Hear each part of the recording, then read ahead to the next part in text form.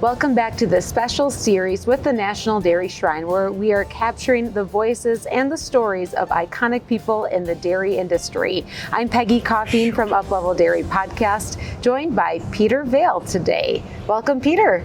Thank you. Nice to be here. Great to be here with you as well. And Peter, you've had a distinguished career as a businessman and a dairy producer. You started Peter Vail Fertilizer Company in 1964, and now it's in its third generation of ownership today. And you also invested heavily in dairy cattle, including Brown Swiss, Ayrshire, Milking Shorthorn, and it sounds like there were some jerseys in that story as well. And this partnership, this led you to a partnership with Ken Main with the Cutting Edge Show program, where you experienced more success. And so, Peter, let's unravel this story of how you got to where you're at and what has kept you here at 86 years young with your hands and your mind still involved and excited in dairy. So, Peter, where did you grow up, and how did that path lead you to dairy? Well, I grew up on a very commercial farms. We milked in 3 barns 2 miles apart, and each one, and we had 40 in one barn, 60 in another, and 80 in another. And this was in the 40s, and shipped in cans to a local, and this was only 45 miles north of New York City. And at that time, I started to get into the higher end cattle because in 1939, the year I was born, Dave Younger, if you know that name, you don't know that name? Well, in history, you should know that name because he was a character. He was a horseman for Dreyfus, the music producer that had the Blue Danube and all that stuff. He came from Nebraska to North Salem, New York, where I lived, and was the horseman for them in their stable. And again, about 40 miles north of New York City. My aunt was the nurse, and Dave's future wife, Rose, was the housekeeper in that. And that's how I got to know him, through my aunt being the nurse. And he then went on to work for a man by the name of Henry Crystal in Yorktown Heights, which is even closer to New York City. And it'd be interesting for you to look up the history of Hanover Hill Sales and Service and Henry Crystal. At that point, he was big in radio advertising in New York City, and a very big blowhard of a guy. Oh, he'd come in the barn in the morning and scream and curse and everything else, with everybody, and that's how Dave got to be screaming and cursing all of everybody. He did. He was a funny guy. Anyway, I went down there when I was 12 years old and showed in the little Grange fair a heifer just pulled out of there. I don't even know where I got that heifer, because we didn't raise any young stock on the farms.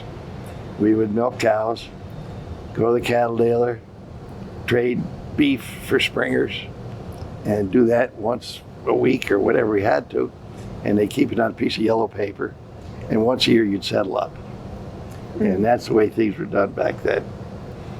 So it's quite interesting. That is. And it worked out very well. And the cattle dealers were of German Jewish descent that fled Germany in 1939-40 and came over to the United States.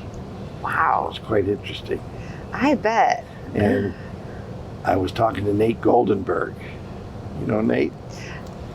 And his family came in 1936 out of Germany. So he was familiar with the Mendels from Germany. It was kind of interesting.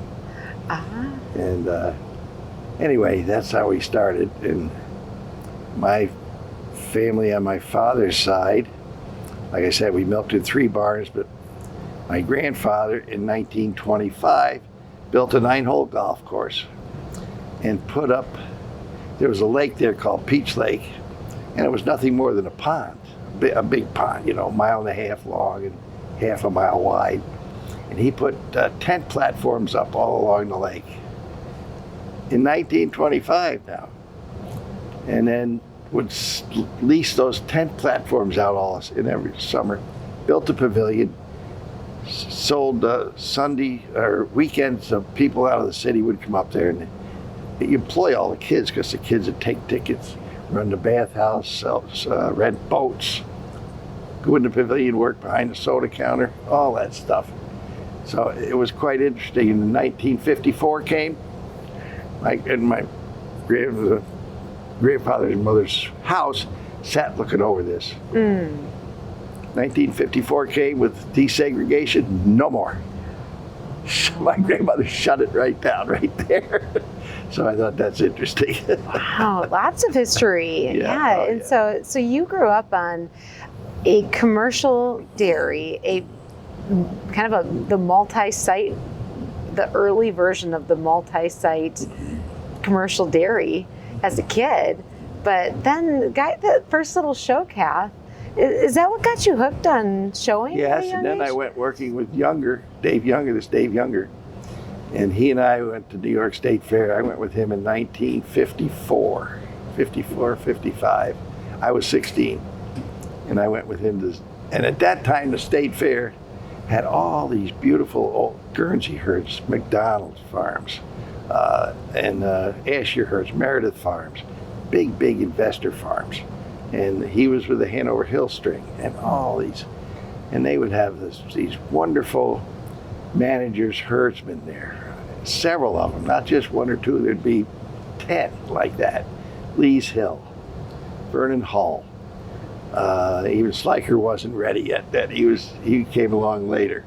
Wow. But it was quite a deal. Yeah, were you just wide-eyed in wonder when you saw those show strings as a kid? And at that time, everybody slept in the barns. You didn't go to motels, you slept in the barns. And what was interesting, you get a hot time like this, and Henry Thomas with McDonald Farms put a feed bucket in front of every cow with a block of ice in the feed bucket. They put their nose on that block of ice and keep it right there all day.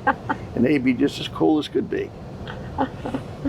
So it's quite interesting how things change, but they really don't change, as far as cow comfort and stuff. So cows have been a part of your life from a very early age, and your business career took you into fertilizer. So how did that happen? How did you go from the kid growing up on the dairy, getting involved in the showing and seeing some of that, and then get into that side of the business? Well, in 1960, I got out of college. And in 61, I came home. And my father said to me, "No, you don't need to be here on this farm. You'll go buy a farm. And then there's a herd of brown Swiss cattle Herman Zollinger had in Somers, New York, or in Carmel, New York." I said, fine. So we went north and I bought a farm for $75,000. I bought the cows and equipment for $36,000. And I never put it, that was all borrowed money, all of it. And we moved north about 100 miles from where we were, where this farm was. Bought the farm from a cattle dealer named, wait a minute now, I'll tell you, Leo Kaplan.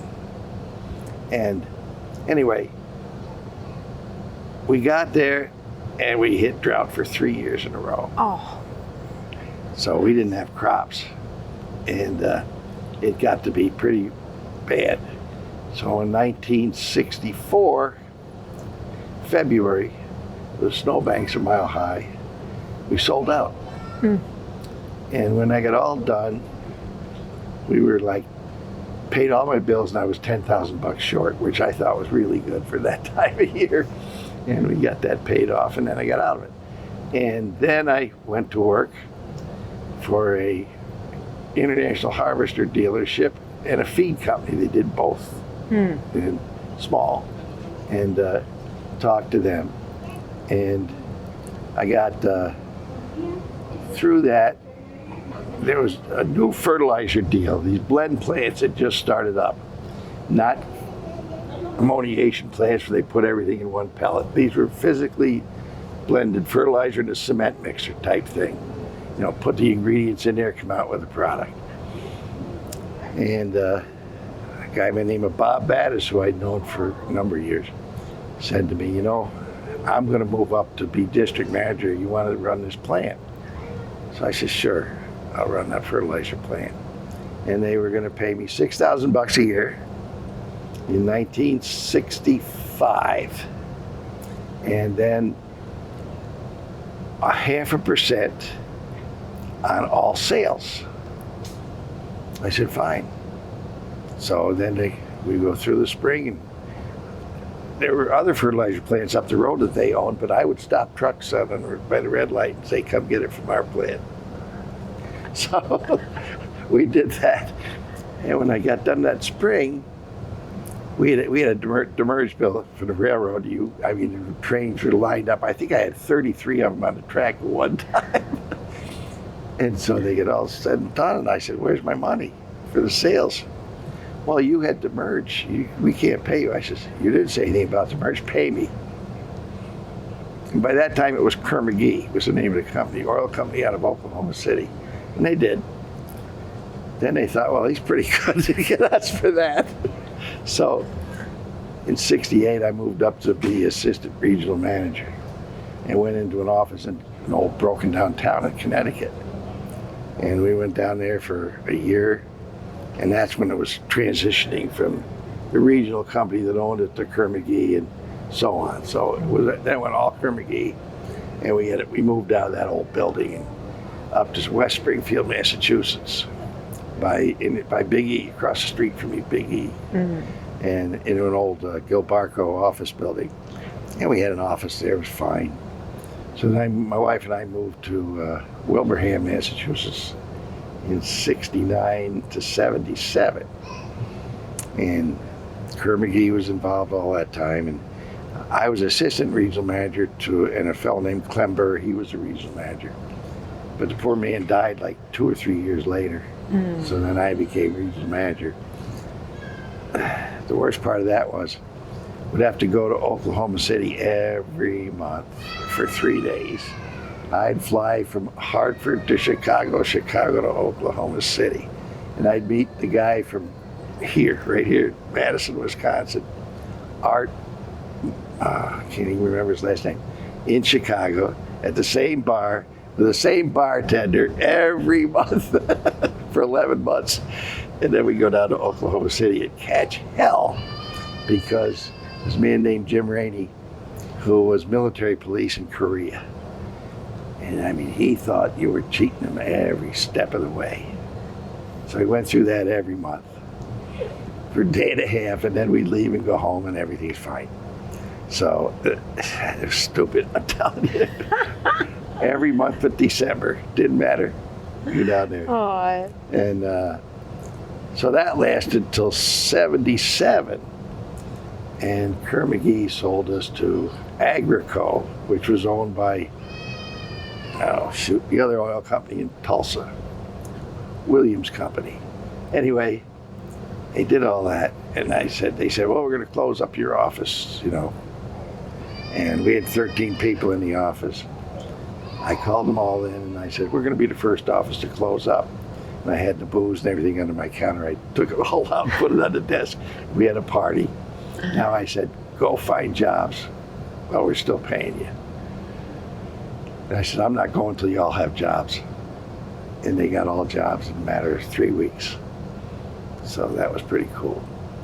And they got jobs with farm credit. They got jobs, good jobs everywhere. Yeah. So I was happy about that. Then we moved to Newark, Delaware. Whew, that was a trip. And this is in 1977. I got down there and we lived in a Covered Bridge Farms was the name of the place. I think we were the only people in there that didn't work for DuPont. And they'd all come out with a briefcase and their trench coats and their pork pie hats and stand by the driveway with this briefcase every morning waiting for the car pool to pick them up. I said, Jesus. I said, and we tried to get a membership at Newark Country Club, got blackballed because we didn't work for DuPont. So they own the town. Said, oh yeah, they owned the whole town. So I said, well, the hell with this. And I was going through 30 red lights to get to work. That lasted about a year. And I said, wait a minute. And then, in the meantime, I had the privilege of closing up all our old plants in the Northeast where we had duplicates, where they had a plant, we had a plant. They'd keep one, and then the other one, they were 6 miles apart. All that kind of stuff. I closed all those up in 77, 78. And then I said to my wife, I said, we're getting the hell out of here. So I went to Charleston and met with a partner down there, and I had a pro forma statement for one fertilizer plant. And went down there right at first of the year, 1979. And met with them. And the way that went, and it's the way they still do business, oh, let's go to the yacht club and have dinner and have a drink, and we'll get this thing figured out. We went there, and Mr. Phillips says to me, you know, this could work. How about we each put in $40,000 and we'll borrow $50,000. That's $130,000. I said, that'll be good. That's okay. Because my wife's folks had died and she had some money, so that's how I knew where I got the damn money. And so that's what we did. And she was a trooper. We had bought a house in Delaware for like $90,000, beautiful ranch house. And I said, well, come February, or January, February, I said, I'm out of here. I'm going north to buy the damn old plants. And I called up a real estate broker in Kinderhook, New York, where we were. And I said, you don't know me, I don't know you, but here's what I want you to do. I said, I want you to go over there. They got a for sale sign on that old plant in Iberville, broken down old plant. And you buy that for $46,000. That's what I was asking for something. But I said, not in my name, you put it in your name. Because I was still working for him. So those are the plants that you were familiar with from, so you went and bought them. Yeah. But not under your name. No. And I said to him, all right, Ron, how much you want? How much you charge me for? Well, it's normally 77%. I said, how about $1,000? He says, okay. So we did a dual closing for $1,000, And then went up there and went in the old building, and they'd left the office door open and the pipes froze. I said, leave the door open, don't close it, because I'll take that off the $46,000. They broke all the pipes. So we did all that stuff. Crazy. Then I went around to other plants that I'd closed, and I bought bin boards and blenders and all the equipment to go in these places for next to nothing. I had a millwright that still works for us. His son still works for us today. Really? Yeah. And we did all that stuff. So it was a time. And that's the start of Peter Vail. Yeah. And Peter Vail is the short name for? Carolina Eastern Vail, because our partner's Carolina Eastern. And now my son is president. My grandson works there. My granddaughter works there. So they're all involved in the business. So that was the start of a third generation family business. And it's grown now to gross sales of about $150 million. Wow. So is that what you thought it would become? No, not really. And we've done a good job of hiring. And we're very, very, I wouldn't say lucky with people, but we treated people very well. I wasn't afraid to pay people, because I said, salaries and money is the easiest thing. If somebody isn't working properly, you fire them. You don't underpay them, because then they're all grumpy and growly and they want to leave. No, overpay them, if anything. So today they've got people who are paying $150,000, $200,000 a year to. They're in management, and it's fine. Yeah. Wow. So the business built, you spent a lot of your time and focus growing that and building that from nothing into something. Then I didn't get back into cattle till with jerseys in the 1990s. So what did that look like? What brought you back? I kind of always had it in my blood. Yeah. And we had, at that time, in 83, 85, 86 is when Hanover Hill was having huge sales. I went to the one in Madison Square Garden, the designer fashion sale at Madison Square Garden. And I'm standing up and watching this thing, you know, going on. And a guy comes up next to me and says, "Did Harrison Ford's cow sell yet?" And I turned around and looked, it was Jack Nicholson. What? Yeah, that's back in the high-flying investor days, really high-flying days. Harrison Ford and Jack Nicholson. Yeah, we're there. And that was quite a deal. Wow. So, and there were a lot of investors around at that time. I actually was a general contractor to build a barn in 1981 for a plastic surgeon, and I don't know what Peter was, a lawyer, I guess. But the Jewish guys, and they were something else. You got to go out to Rochester, Minnesota in 1981 and buy something in Bartell's sale, Henry Bartell's sale out there.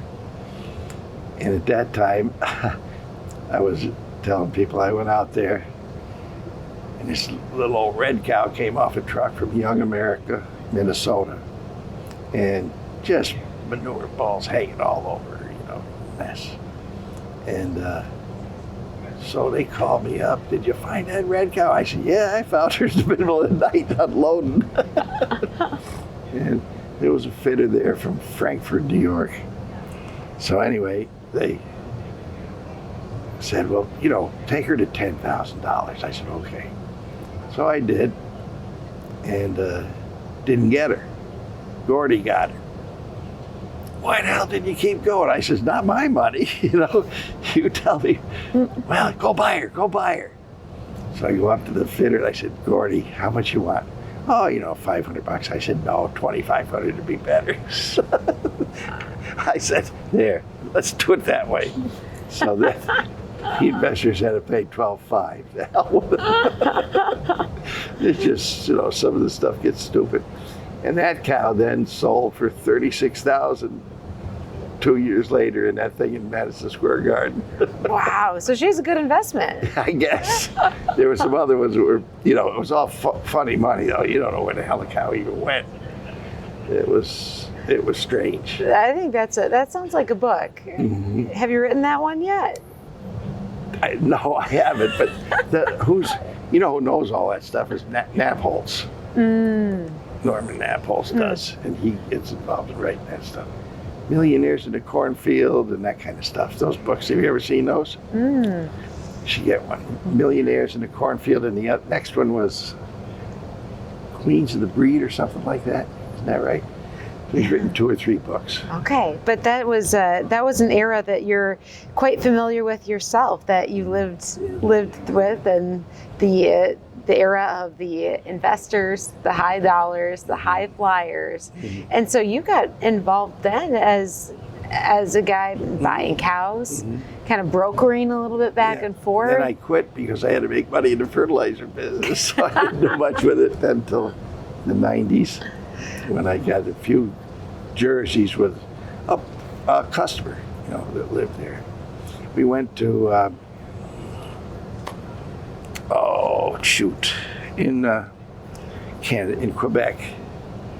Can't remember what the heck. It was a very high, fancy Jersey herd, and I bought like 6 or 7 there and brought them home, and they did well.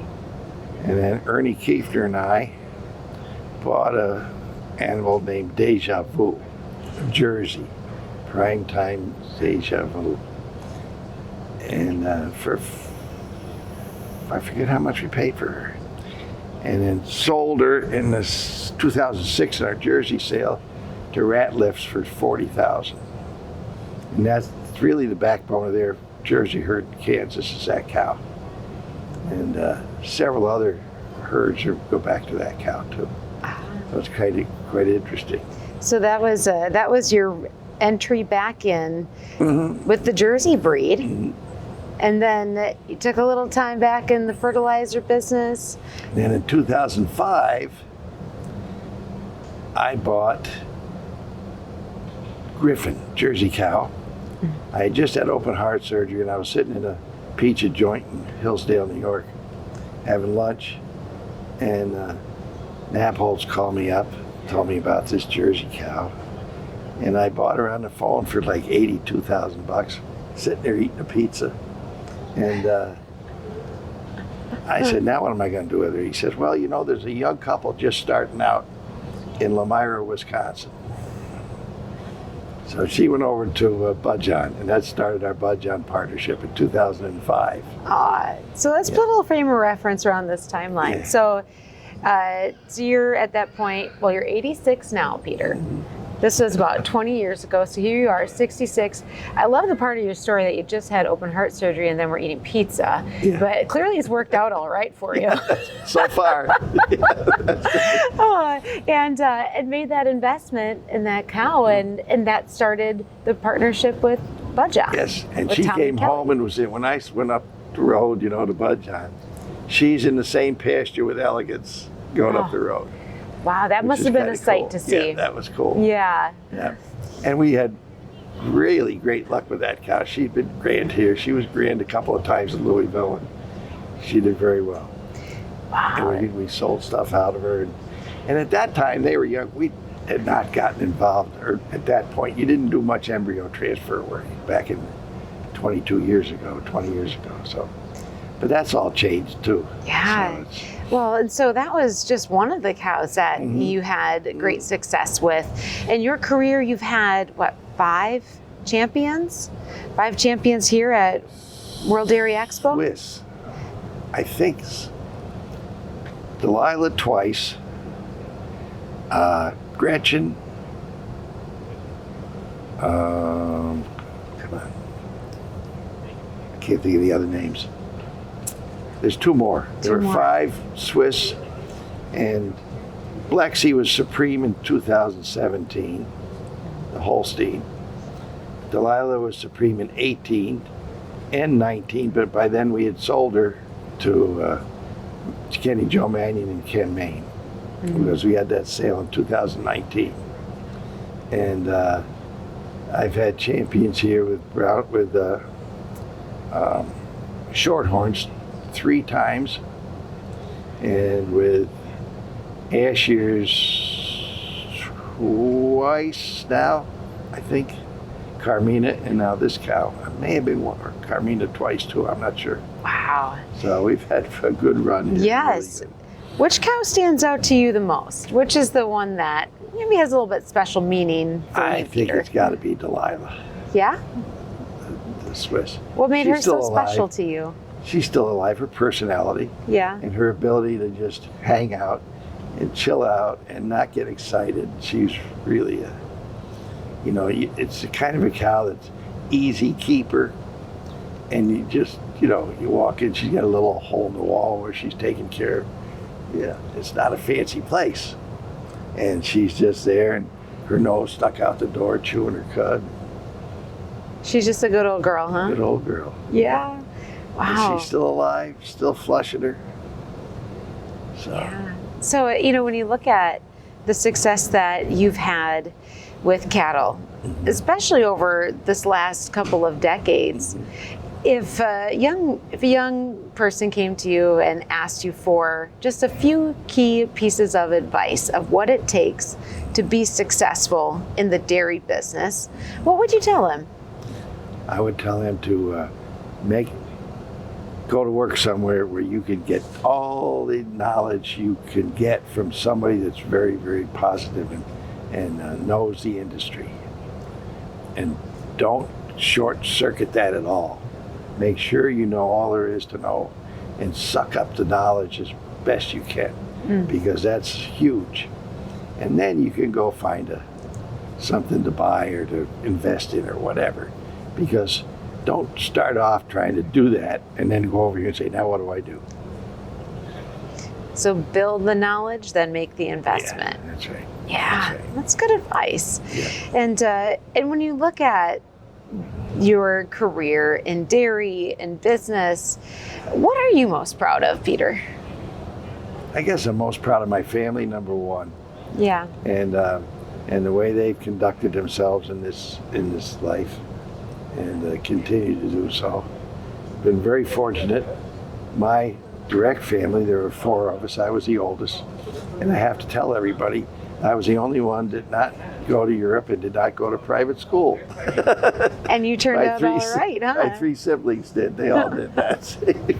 Sounds like it all worked out all right for you, didn't it, Peter? I've lost 1 sister. The other 3 of us are in pretty good health, and the youngest one being 75, and my brother's 82, and I'm 86. So we're hanging in there pretty good right now. Yeah. So. Well, then let me finish out our conversation with this. What's next? What's your next goal? What's your next ambition? My next ambition is to see how long I can stay alive, I guess. But I don't know. You know, no matter how you slice it, I'm getting near the end of the road here in this lifetime. And I have to tell you this, but I have not arranged any funeral arrangements or burial plots. I said, heck, the kids are going to have to take care of that, not me. And I just want to continue to hopefully keep my mind sharp. My body's not sharp, but hopefully I can get that fixed a little bit and still continue to get around and enjoy life. And my wife can hold on and keep us both going. Aw. Well, Peter, you're doing a fantastic job today of keeping that mind sharp. My goodness, your recall for dates and significant moments in your life and career, but also truly significant moments in the dairy history story as well. And we thank you for sitting down with us, taking this time out of World Dairy Expo, when I know there's a spot over in the show ring on the other side of us that's calling your name. It's my phone's ringing like crazy. I don't know what they're calling about.